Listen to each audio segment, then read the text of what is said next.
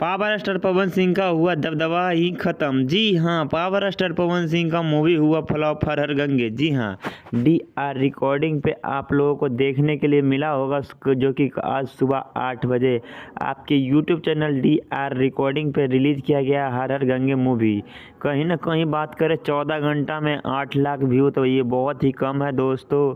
और कहीं ना कहीं पावर स्टार पवन सिंह अपने आप को पावर स्टार कहते हैं, तो कहीं ना कहीं लगता है कि पावर इनका अब ख़त्म हो रहा है, इनका उम्र हो गया है।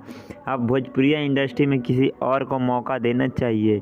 जैसे कि आप लोग कमेंट करके बता सकते कि नए नए उभरते हुए चेहरे किनको किनको पावर स्टार पवन सिंह का मौका देना चाहते हैं या नहीं, और पावर स्टार पवन सिंह का ये मूवी के बारे में क्या कहना चाहते हैं। अगर मूवी नहीं देखें तो जाकर ज़रूर देखिए। और कहीं ना कहीं 14 घंटा में 8 लाख व्यू बहुत ही कम है दोस्तों।